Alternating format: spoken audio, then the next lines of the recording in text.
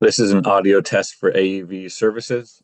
Testing 1, 2, 3, 4, 5, 6, 7, 8, 9, 10.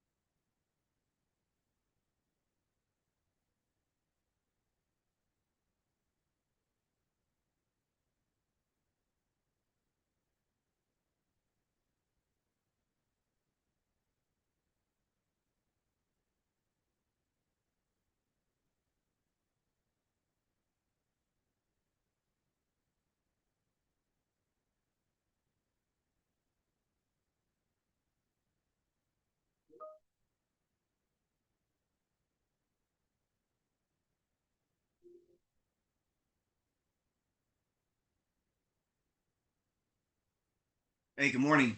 It's currently 9 o'clock. We'll go ahead and get started in about 2 minutes. Give an opportunity for others to join. Thank you.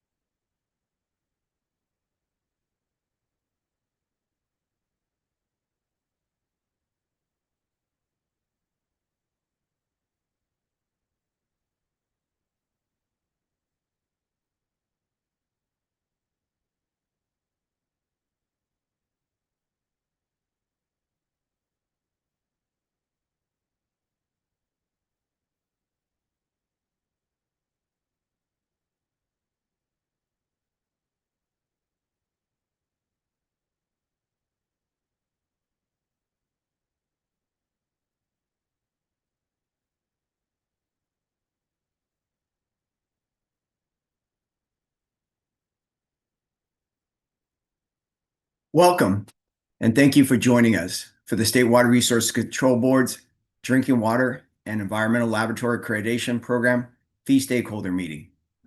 This meeting is being held virtually through Zoom and webcast platforms and also is being recorded. My name is David Chuccarelli, and I am the Fee and Revenue Branch Chief within the Division of Administrative Services. Today, we have many of the Fee and Revenue Branch staff working behind the scenes to ensure that this meeting runs as smoothly as possible. If any time throughout this event you find that you are having technical difficulties, please email das-drinkingwaterfees@waterboards.ca.gov. From the Water Board's Fee and Revenue Branch, and assisting me today in this presentation is Cassandra White and Tracy Lutz. I would also like to introduce John Russell, Deputy Director of Division Administrative Services, and in a moment, he will be providing some opening comments. Let me go over some meeting guidelines.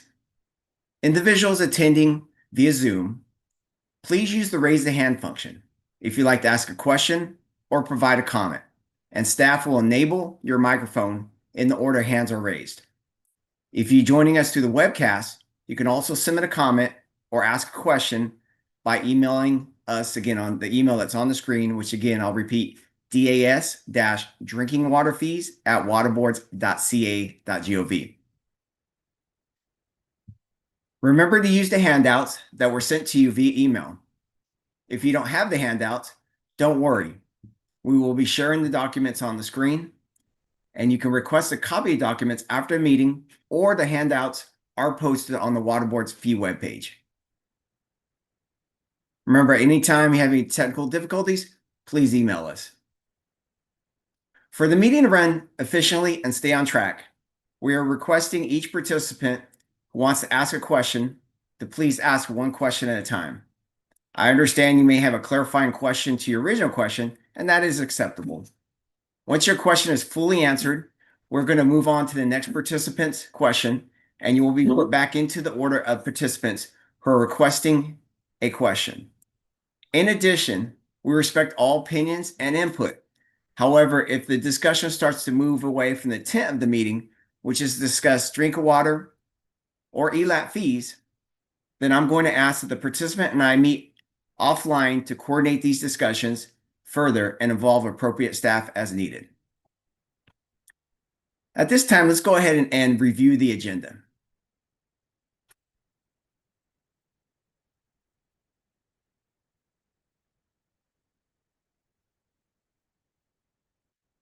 So we'll be starting with item number 2, which is the drinking water cost drivers, which is attachment 1 on the agenda handout. And then we'll be discussing 3 budget change proposals. We'll move into item number 3, which is the drinking water fund condition, which again is attachment 2 in the handout. And then item number 4, which is a potential drinking water fee change that staff's going to discuss, which is related to disadvantaged communities.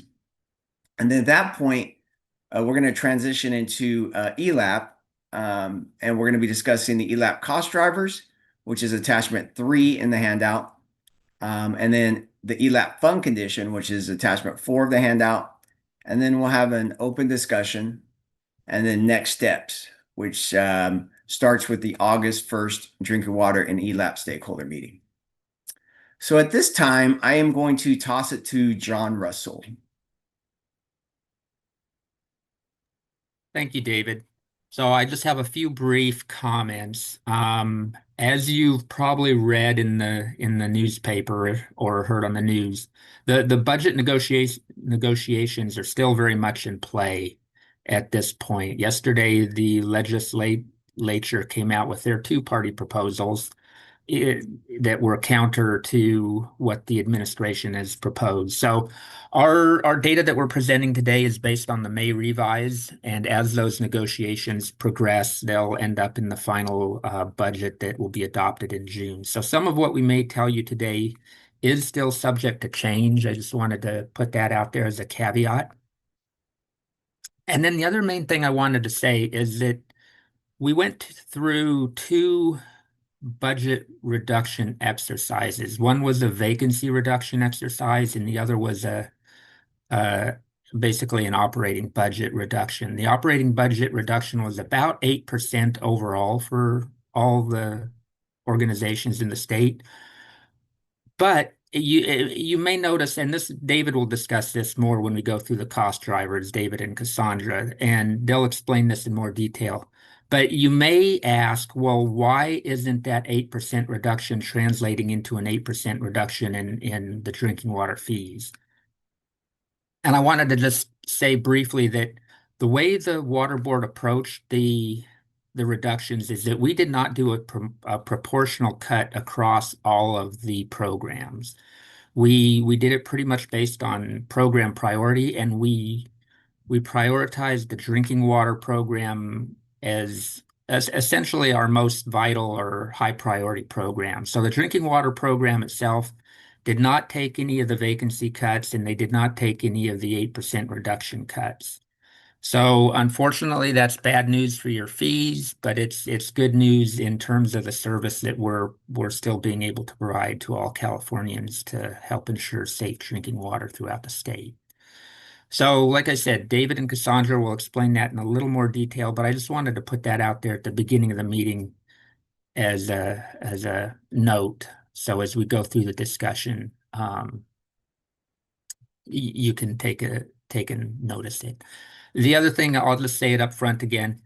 If you have any questions at all about anything that we provide and they come to you later, don't hesitate to reach out to either David or Cassandra or myself.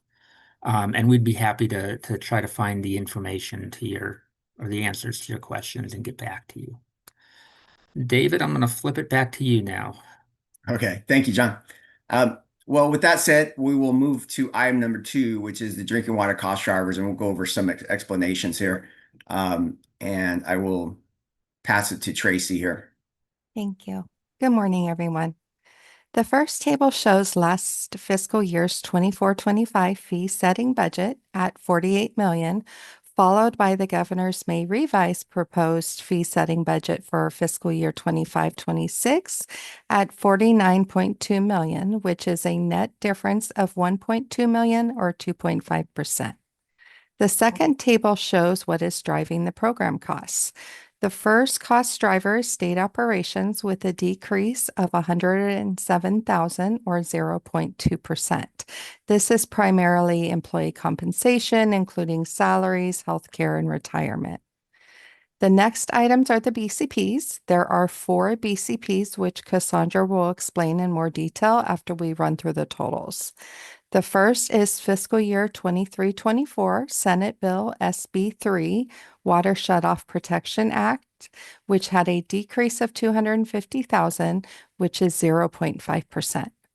The next BCP is legal resources to respond to federal actions.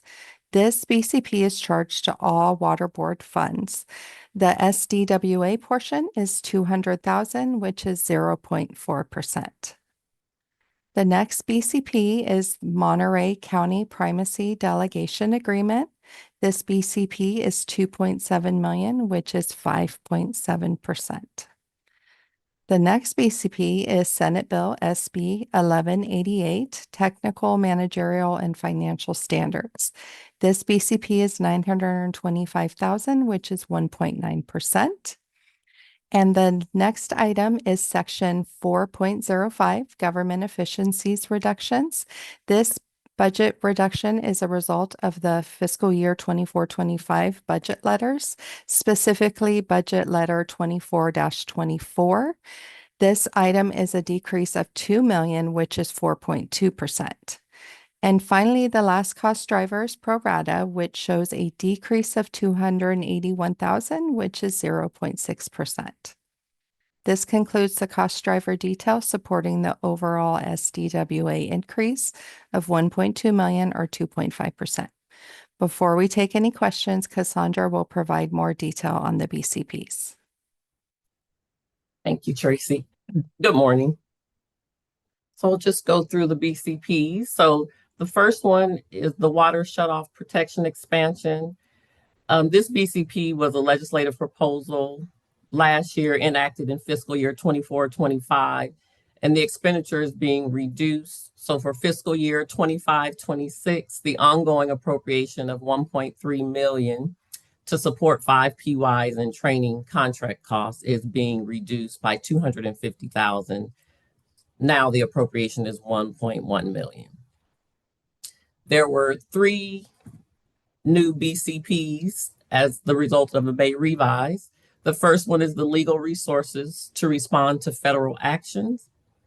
The California Environmental Protection Agency, the California Air Resources Board, and the State Water Board would receive $2.9 million from various special funds and 12 permanent positions in fiscal year 25-26 and ongoing to defend California's environmental laws and programs that advance the state's climate, water, public health, and overall environmental priorities in response to the increased federal legal challenges. The Water Board's total is $800,000 and will fund 3 permanent positions. The Safe Drinking Water account is one of 4 Water Board funds that will take a share of $200,000 equally. The other 2 fee funds are the Waste Discharge Permit Fund and the Water Rights Fund. And the 4th fund is the non-fee fund of the Underground Storage Tank Cleanup Fund.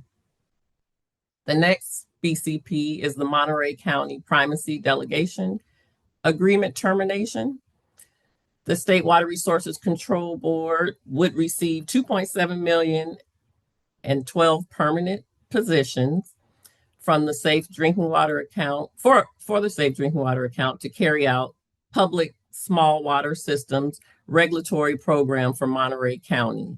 The county's local primacy agency delegation will be terminated and regulation of the small water systems will be returned to the state in September 2025. And then the final BCP is the Technical, Managerial, and Financial Standards to support the Division of Drinking Water Development to managerial and financial regulations required by Senate Bill 1188 of 2024. The Division of Information Technology, or DIT, would develop a data intake portal for the data required to develop the regulation in existing safer clearinghouse and ongoing system maintenance. DIT would augment the existing system and move past years' data from the electronic annual report, also known as EAR, to the system, to the safer clearinghouse. In addition, beginning 28-29, one position, a fourth PY, would be available to assist drinking water district staff in implementing the regulation. The fourth PY would be split funded between the Safe Drinking Water Fund and the Safe and Affordable Drinking Water Fund. The total is $925,000 and would fund 3 permanent positions. And the overall anticipated increase of the BCPs is nearly 3.6 million or 7.5% to the Safe Drinking Water account. And if you'd like any more information on the BCPs, you can follow the link that's provided for each one on our handout. And I will hand it off back to David. David's trying to get reconnected to the Zoom. It looks like he Okay. got kicked out. Okay. Then I'll say, are there any questions on the cost drivers?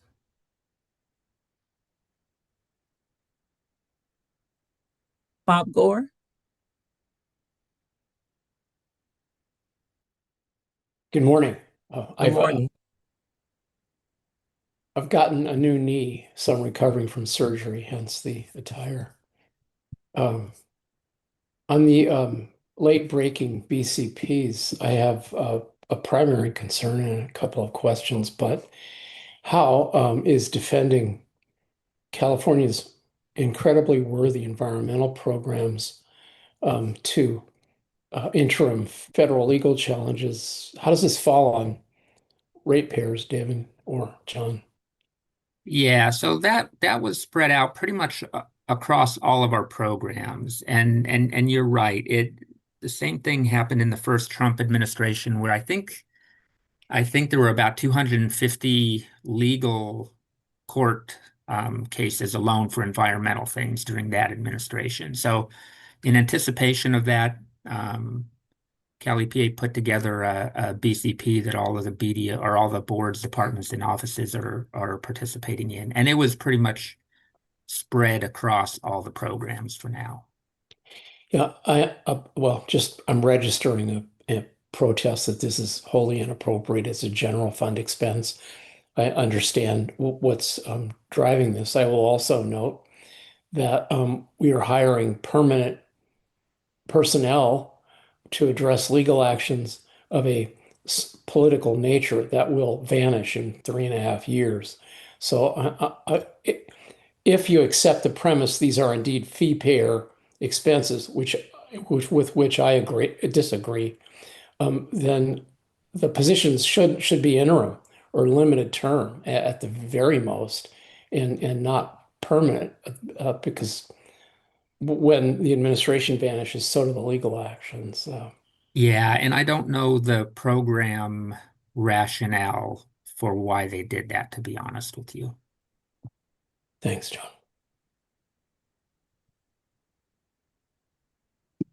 Are there any more cost driver questions? I think I Tim think has. Tim has a question.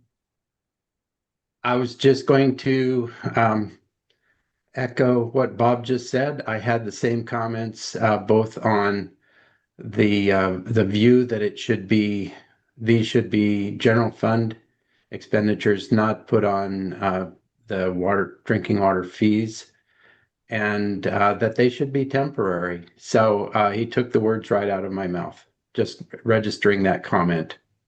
Okay, thank you. And I will just say it out loud. We do not disagree with you that these are probably more general fund related. As you know, there's a pretty severe general fund deficit in the state right now. And for whatever reason, when they went through, that was what they decided to put them on, was on our fees instead of general fund.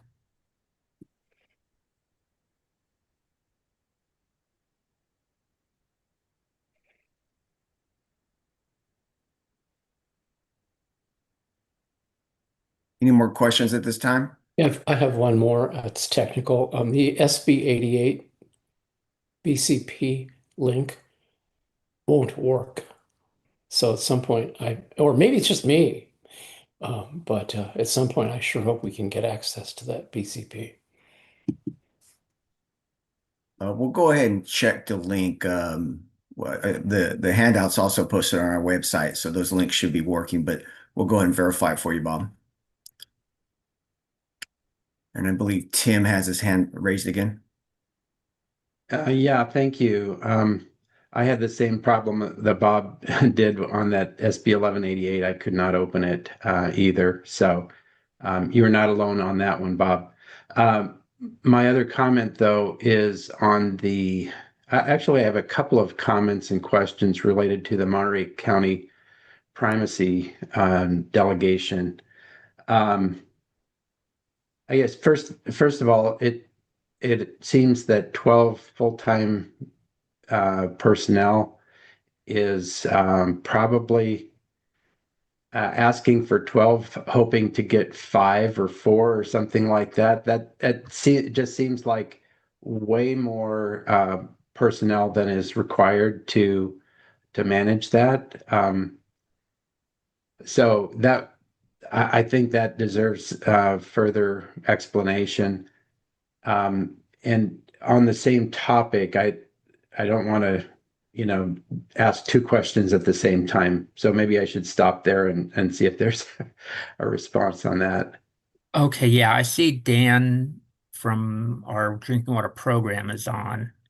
But I just while he's getting set up, or maybe Andrew will be able to answer it. But we are taking over, I think, about 250 water systems in Monterey County. So that's where the workload came from for the 12 staff. But Andrew, I'll let you answer more fully.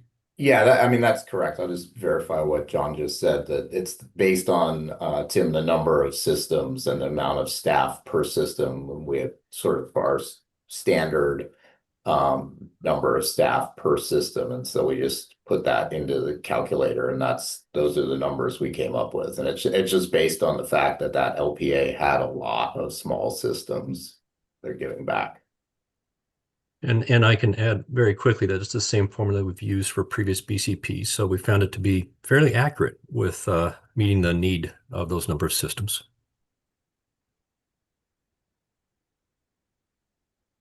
Does anyone recall, there was a comparison that someone, former water board staff person gave me where in Sonoma County, I think it was 4 to 5 personnel manage that. So that must be a much lower number of small systems in Sonoma County. That would have been back in early 2000s, I think. Yeah, that's correct. Andrew, chime in too if you'd like to. But yes, this is one of the largest LPAs that we're taking back, outside of one down south not too long ago. But this one is very large with many small systems, including some surface water systems, which take a tremendous amount of time. Can I just stay on this point for a moment about the LPAs?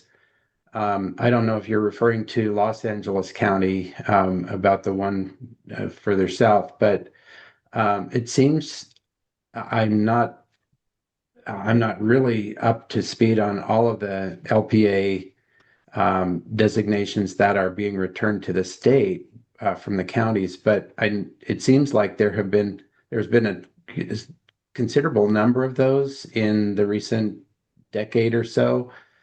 And probably not all of them would be as significant a budget impact as Monterey County if because of the number you're talking about. But if this is going to be an ongoing trend, I guess that's the question.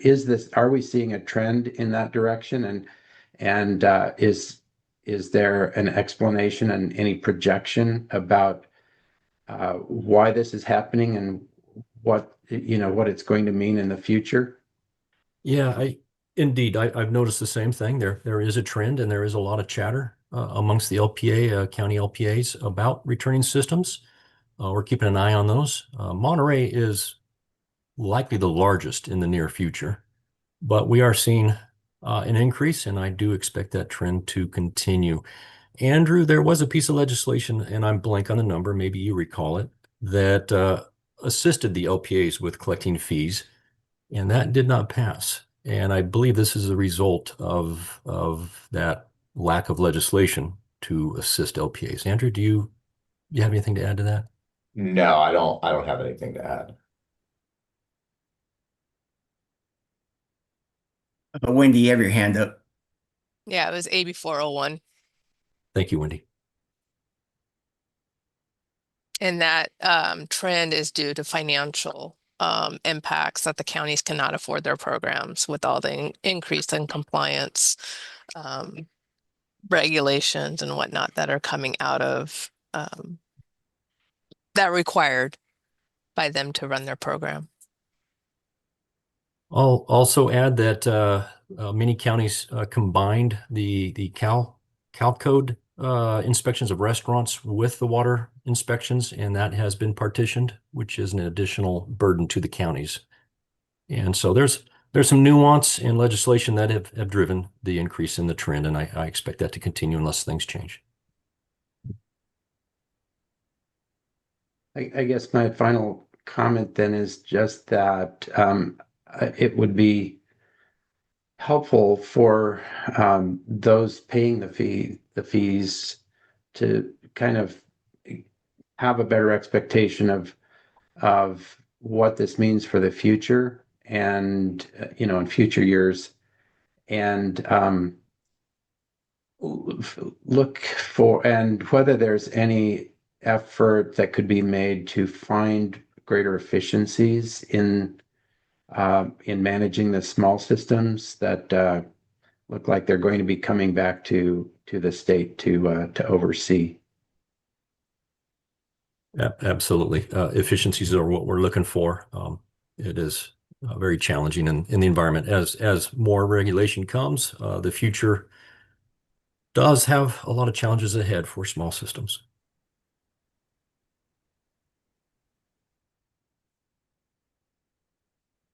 Thank you. I don't see any other questions at this time.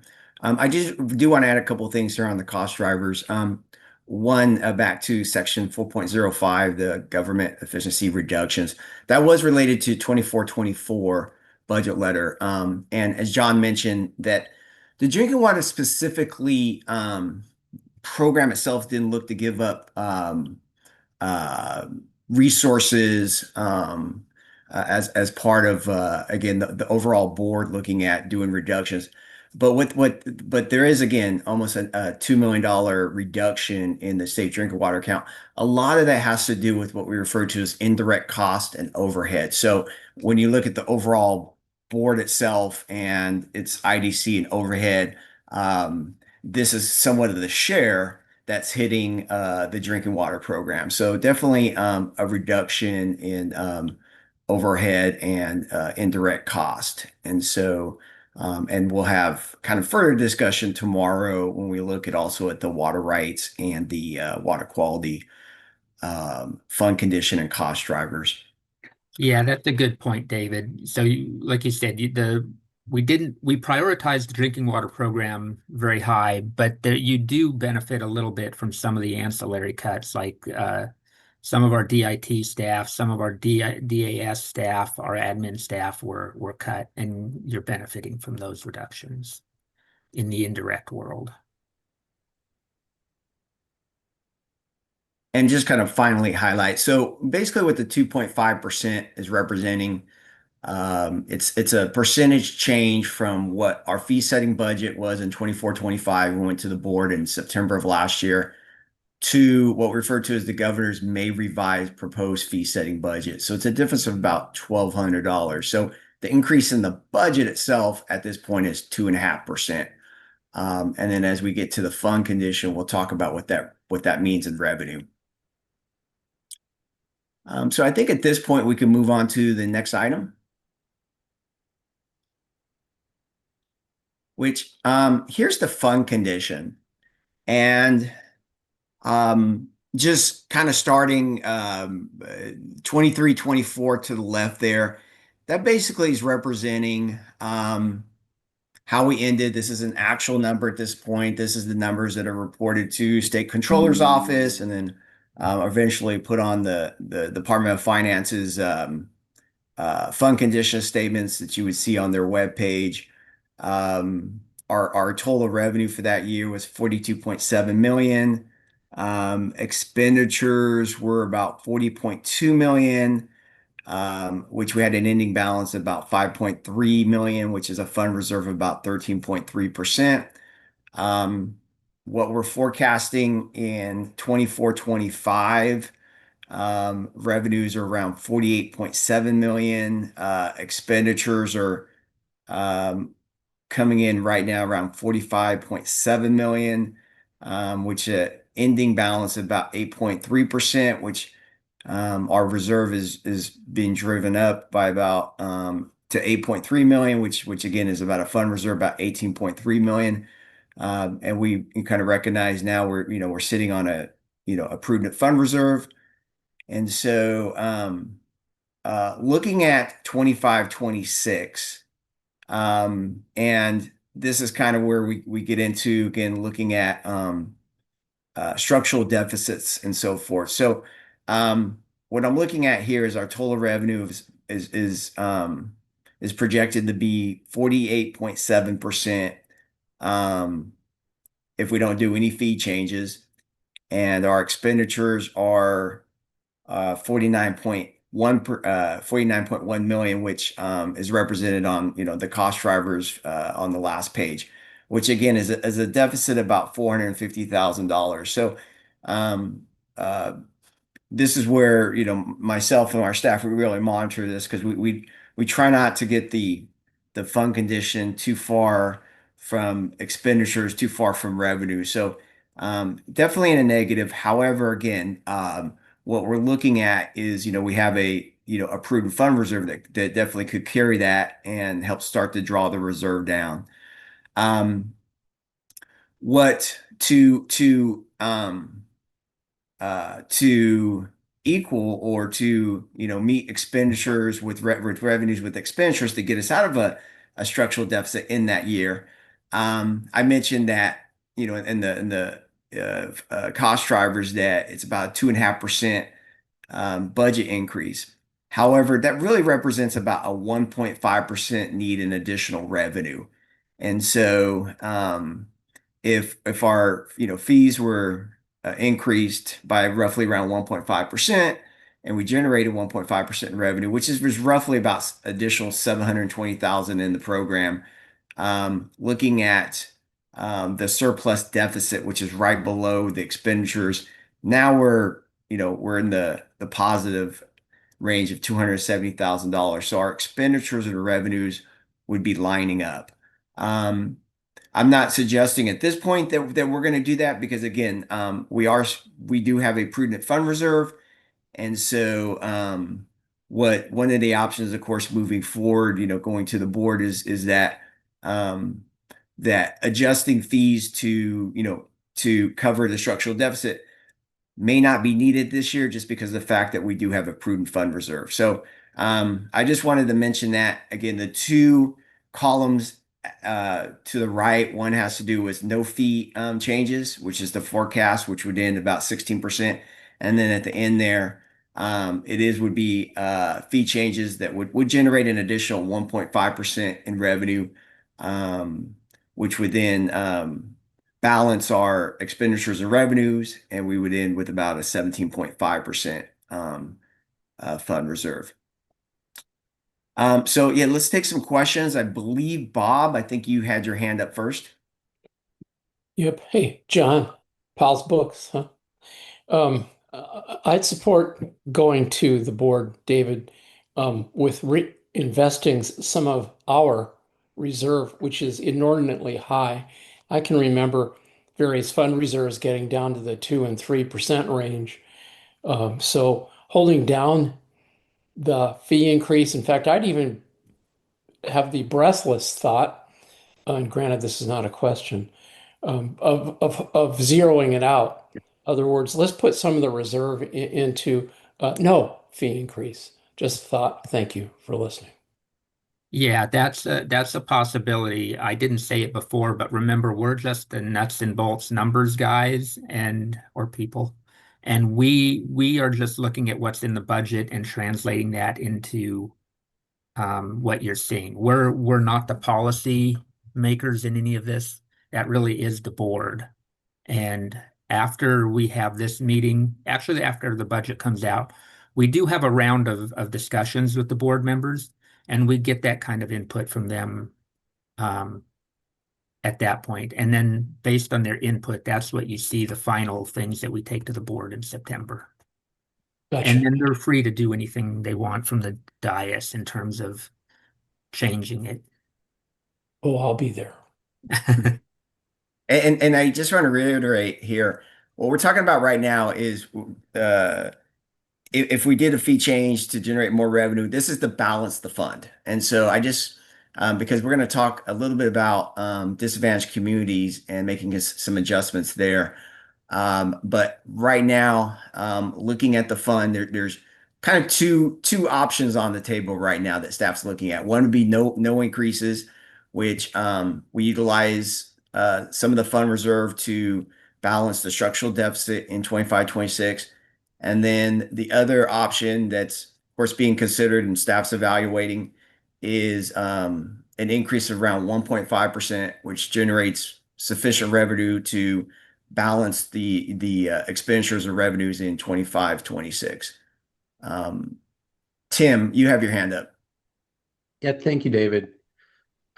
Bob may have a bad knee, but he's quicker on his hand raising than I am. So my questions are along the same lines as his.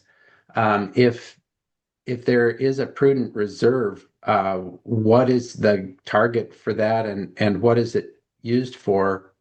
I guess a comment related to that is that it would seem that in lean times when the state budget has is in a deficit position, that would be the optimum time for dipping into reserve funds. But I don't know, maybe there are other reasons and a policy behind the amount of the reserve and what its intended use is, but that's not explained here. So I'm just wondering if there's a simple explanation for that. Well, definitely, of course, Department of Finance, they kind of make it mandatory that we definitely have a fund reserve in each of our funds, mainly for economic uncertainties. And of course, during COVID, we were able to utilize a lot of the funds reserves to offset fee increases and not raise fees during the pandemic. Secondly, I mean, we'll look at also that we're able to use, some of this because right now, because of the reductions that are taking place, right, in the fund, they're somewhat offsetting some of the other cost drivers like the BCPs. So this is definitely a year where there's a potential no fee increases. And if you're able to carry that reserve into future years like next year, and there are additional cost drivers, we have the opportunity to minimize those fee increases by using the reserve. So of course there's uncertainty right now. The certainty is that we know what the cost drivers are in the May revise. We know what the reductions are. And so we do have reserve right now that kind of minimize the reductions right now, basically, or the fee increases currently. And yes, kind of moving forward with having this reserve, we have an opportunity to help minimize next year's or even some of the future augmentations that may take place.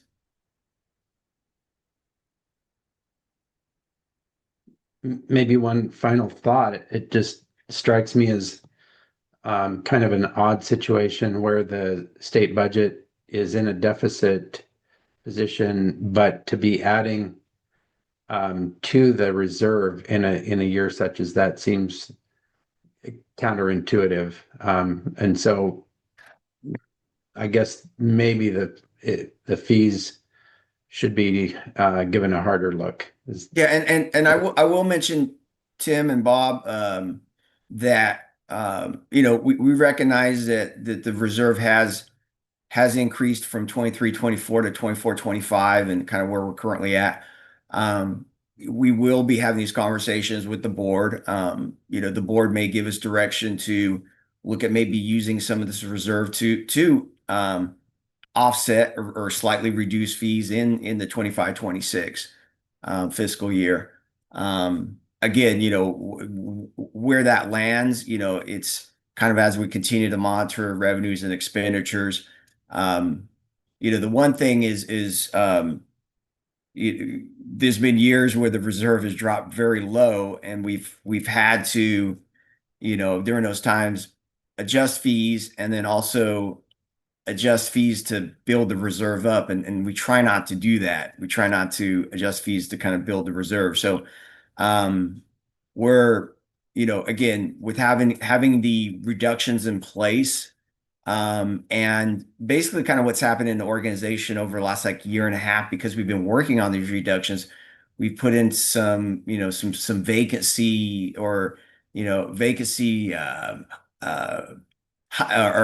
or the word is basically, our hiring practices, basically, we put in some restraints. So we held off on doing some hiring just to kind of look at our vacancies because of these drills, which kind of help lower our expenditures also. So again, we're definitely in a good position right now because the fund is solvent. It does give us a position where we have these discussions with our board about, again, no fee changes, or potentially maybe even providing some fee relief by utilizing the reserve, or, discussing with our board members that we're also able to use some of this reserve in the future as we know costs will continue to go up. Yeah, sorry, I had to step away for a minute, but this discussion is probably the most common one that we have with our board members. We have a reserve of X amount. Would they like to increase that reserve amount and decrease the fees, or decrease the reserve? We do have this discussion every year with the board.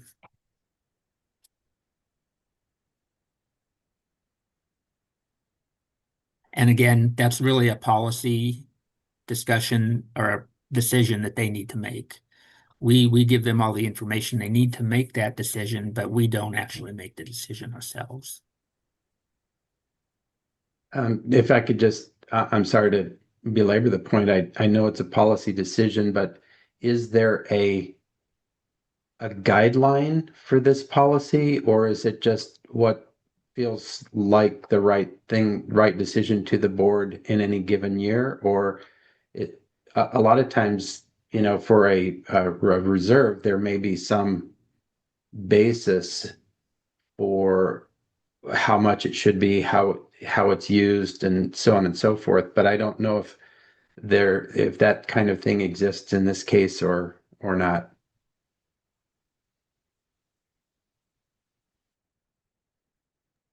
I don't think, Go ahead, go ahead, Dave, but I I don't was think just we can point Yeah, to I was just going to say, Department of Finance doesn't provide a guidance of what the reserve should be.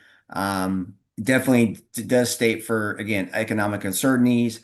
And then, for us here at the Water Board, we've been managing this where if we do have, a reserve and we have an opportunity and to provide the board some options to utilize it, we definitely do that as staff. And then in the past, there have been programs where we've been able to offset fees by utilizing the reserve. Again, it's also important though that we try to also, again, maintain the structural integrity of the revenues and expenditures and keeping those in line, because if those get too out of whack, then at some point we're having to increase fees to cover that. And again, what we're proposing this year, and not proposing, but just providing some options, is that one, we are utilizing the revenues from the reserve to kind of offset the expenditures from the revenues, because as you saw on the cost drivers, the budget actually has gone up over 1.2 million. So we're actually using some of those reserves to cover that. So that would be, again, one of the options. The other kind of option that we're kind of displaying here with fee changes is to increase fees to cover that difference. But yes, we're definitely have these discussions, and it's a policy decision by the board. Yeah, and there's no set rule or regulation that requires us to have X% reserve. Typically, the Department of Finance likes to see a 5% reserve for us, and that's what we've been using for at least the last 20 years I've been involved in this program. Is just a 5% reserve is ideal. Well, and I will add to that though, John. 5% is normally on our WDPF, which is a $200 million Yeah, that's true. fund, right? So, that 5% that's representing like, $10 million on a $200 million reserve, basically. Here we like to have a little higher reserve percentage on some of our smaller funds. Yeah. And this is kind of in line with like what we try to do for the water rights program.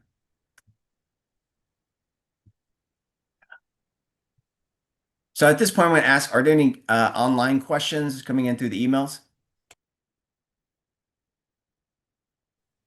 No questions online at this moment. Okay, thank you. All right, let's go ahead and move on to the next item here.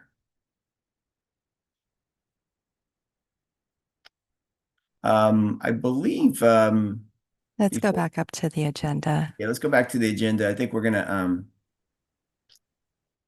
we have the item on disadvantaged communities. Yes, and I'm gonna go ahead and I guess toss this to Cassandra to go ahead and introduce it.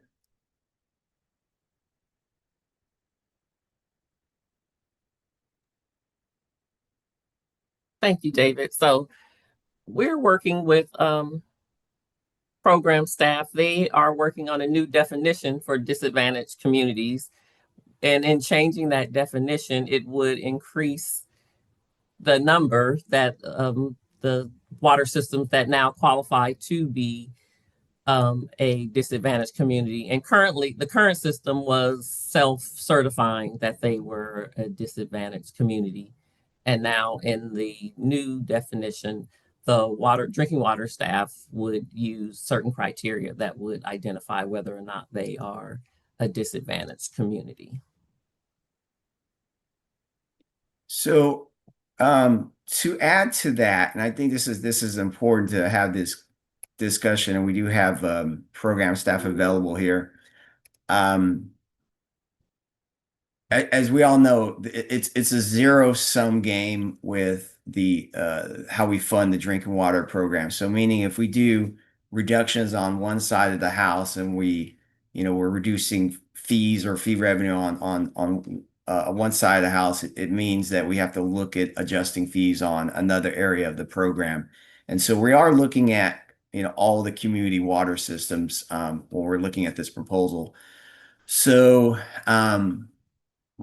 currently right now, as Cassandra mentioned, is that to qualify for the disadvantaged community fee reduction, basically, you have to self-certify. And so what the water board and the Division of Drinking Water is proposing is that it's been mapped out and it's determined based on the community water systems which ones are considered disadvantaged. And so basically looking at the numbers, it does significantly raise the numbers of community water systems that would be subject and to the fee reduction and qualify for it. So with that said, it means now that there would be kind of less revenue now being generated because they would be charged a lower fee.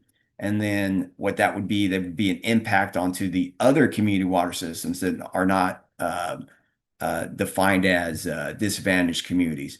And so currently right now, the Division of Drinking Water staff, along with my staff, are evaluating this proposal. And this also was, we were directed by the board to, look at disadvantaged communities and again, kind of what benefits can be provided and to ensure that everyone's qualifying for the reduction. And so we're in the process of evaluating it. And at our next stakeholder meeting, we are going to, provide what our proposal is moving forward and the impact it may be for, again, not just the disadvantaged communities that are receiving a discount, but those impacts to those that may have fee adjustments. So definitely, looking at this proposal, that this would, I would use the word increase those fees for those water systems that are not defined as community water systems. And I know there's some program staff here on board if anyone wants to chime in on kind of what the proposal is at this time. And I just wanted to add, David, that the reason that we're doing this is to make the definition of the disadvantaged community consistent between our funding programs and our fee programs. So we have a couple different definitions right now, and we're standardizing those so that they're the same.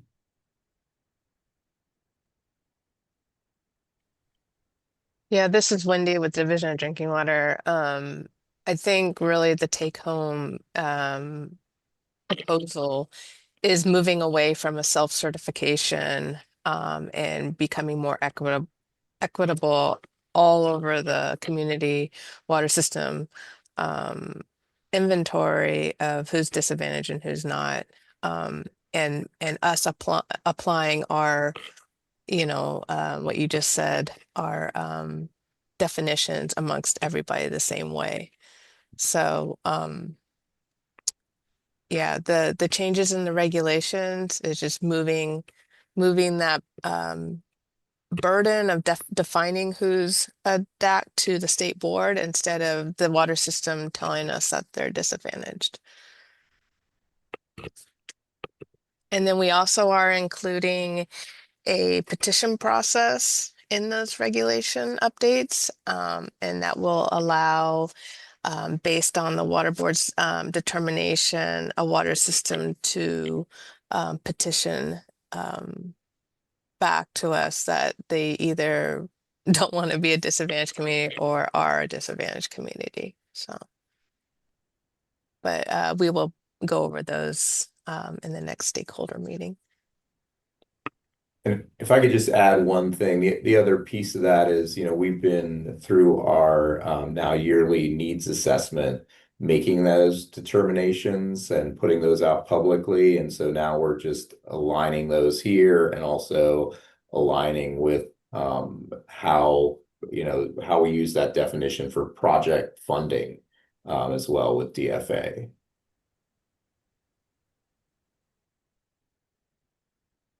Tim, you have your hand up? Thank you, David. Thanks, Andrew, and everybody. Question is, what definition of how are you proposing this? What is the standard definition that you're proposing to use going forward across the board? Because I realize there have been somewhat different standards or definitions for what constitutes a disadvantaged community. So could you share what you're proposing to use for that? Like, is it just the percentage of median household income, or is it percentage of MHI and some other factor, or something else? Could you just share what that would be?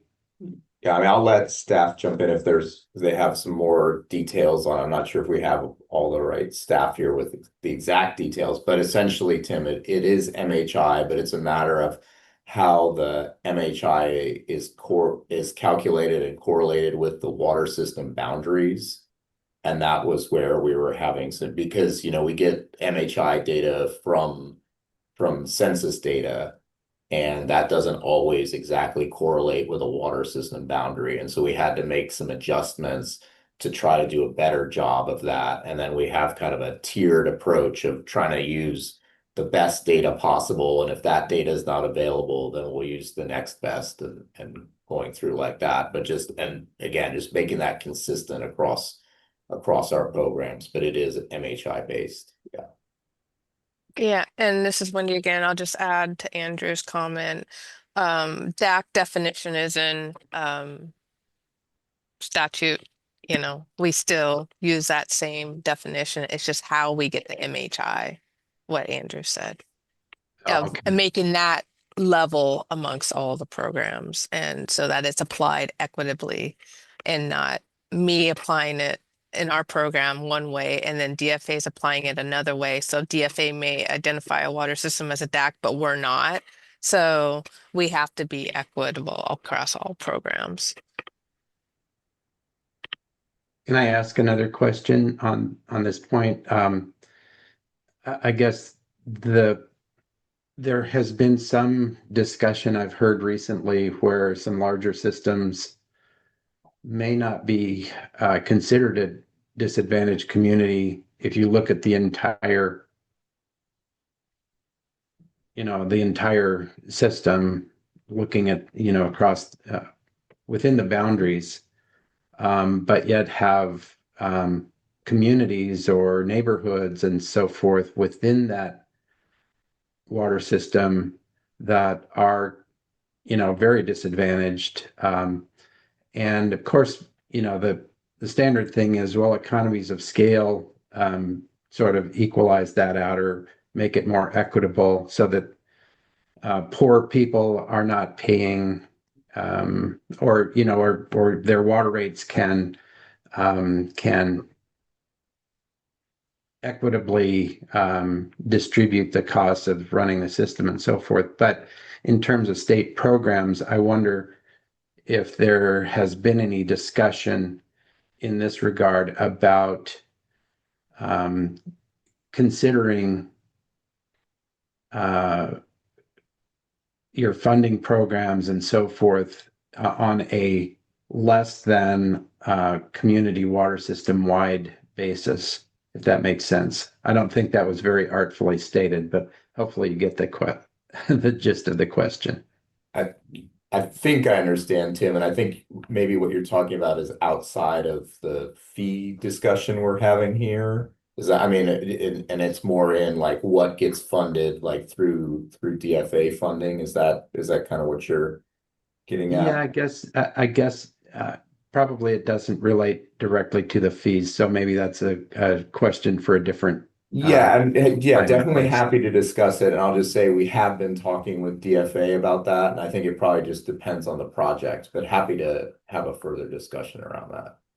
Yeah, from the fee side, it does make sense what you're saying, but administratively, it's really hard for us to charge one fee to half of a system and another fee to the other half. It's kind of an all or nothing for us. Thank you.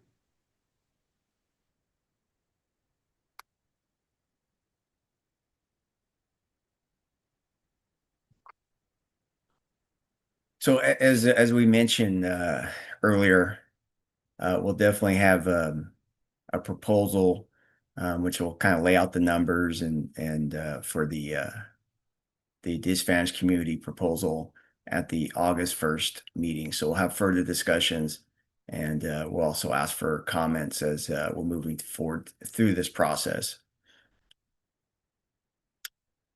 So let's move on now into ELAP and we'll talk about the ELAP cost drivers. Thank you, David. Okay, the first table shows last year's fee setting budget at 4.68 million, followed by the governor's May revised proposed fee setting budget for fiscal year 25-26 at 4.6 million, a net decrease of 80,000 or 1.7%. The second table shows what is driving the program costs. The first cost driver is state operations with a decrease of 46,000, which is 1%. The next cost driver is section 4.05, government efficiencies reductions. Again, this is the budget reduction as a result of the fiscal year 24-25 budget letter, specifically budget letter 24-24. This item is a decrease of 18,000, which is 0.4%. The last cost driver is pro rata with a decrease of 16,000, which is 0.3%. That concludes our look at the budget cost driver detail supporting the overall decrease of 80,000 or 1.7% for the Environmental Laboratory Improvement Fund. I will turn it back to David. Thank you. So we'll go ahead and again, just what this was representing is that the budget allocation is basically decreasing by roughly about $80,000, which is about a negative 1.7% in the Environmental Laboratory Improvement Fund. Before we move on, I think Bob has a question. On behalf of the Modesto Irrigation District, thank you. And moving on to the fund condition itself.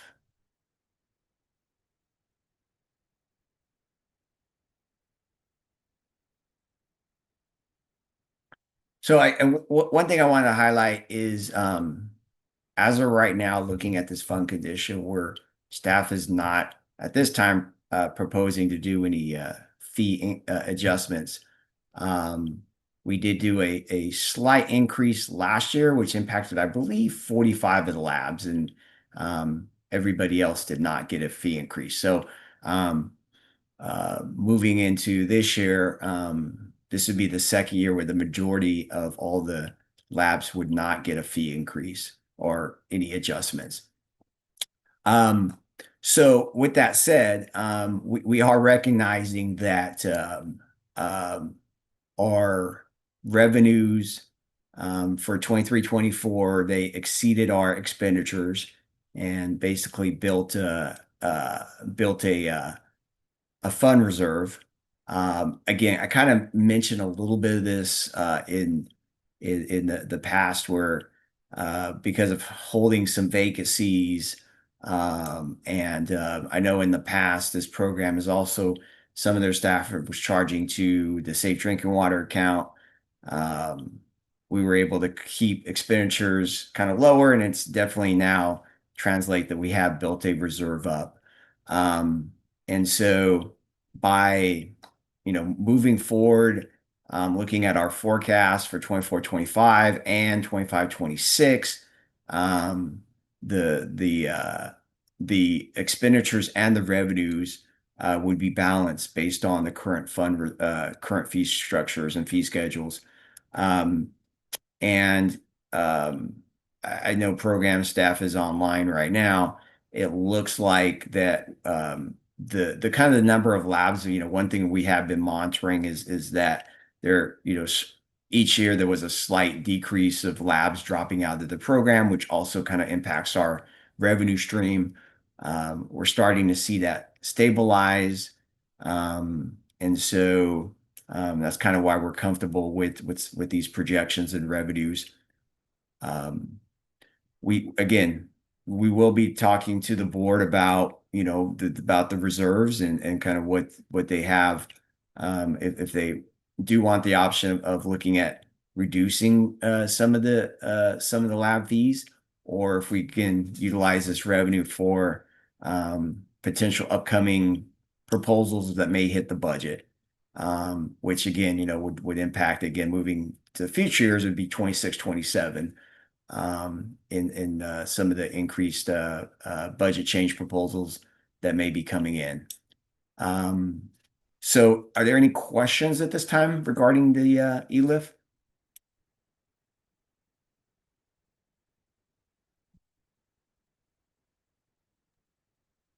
Tim, you have your hand up. Sorry, this is not a question, it's a comment. The labs that I'm, a handful of labs that I am involved with their staff, they're seeing some incredible increases in the cost of new equipment to actually perform some of the tests. And I'm sure that they would find it beneficial to lower these fees if possible. It seems like I see that the total expenditures are showing an increase, but but to have, a reserve in this fund of, close to, I don't know, what it is, 80 and 90%, seems like it might be a little bit more than necessary. Just Appreciate those comments.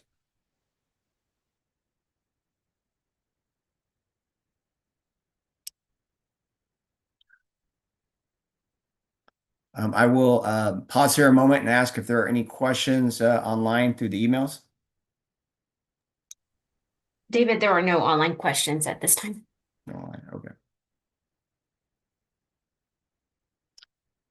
Okay, well, let's move back to the agenda itself, which takes us to open discussion. Again, an opportunity if anyone wants to ask any questions or bring up any comments related to either drinking water and or ELAP. And first up, I see Bob with his hand raised.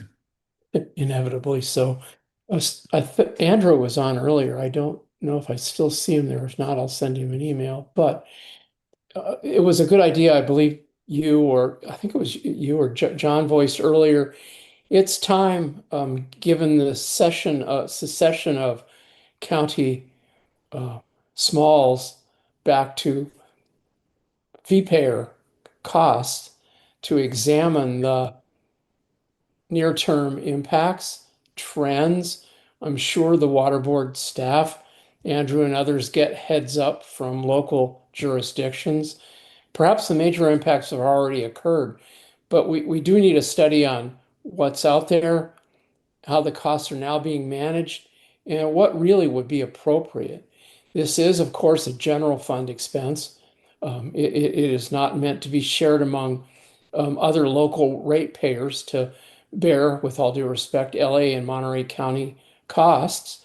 And this is legal, of course, but we need to work with Candace and the water board and take this back to the legislature and say, fair enough, but you need to pay the piper.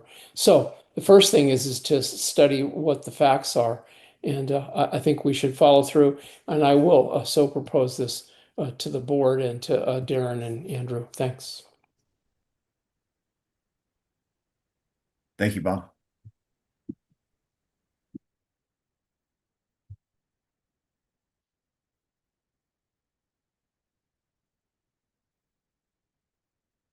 One more time, I will pause here and ask if there are any questions online.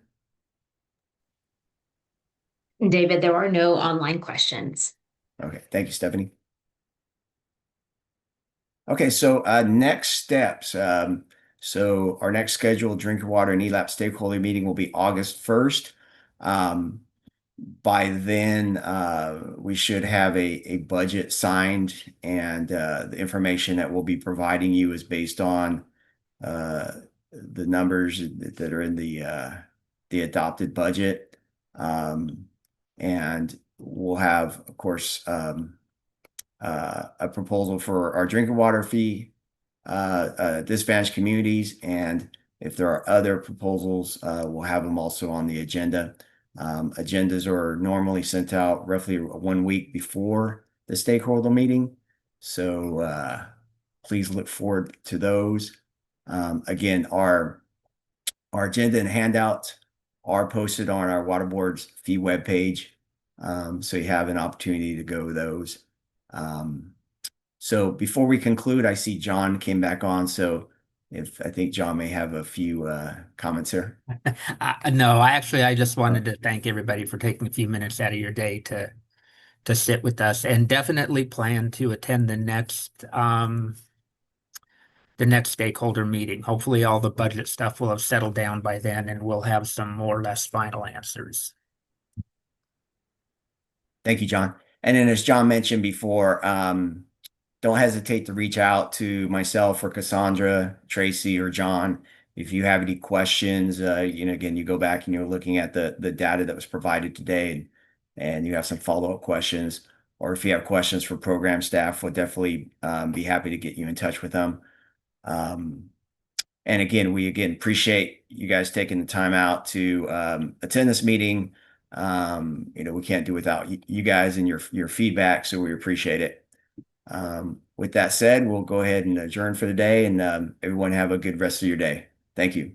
Thanks, David. you. Thanks, John Thank you. Thank you. and Cassandra.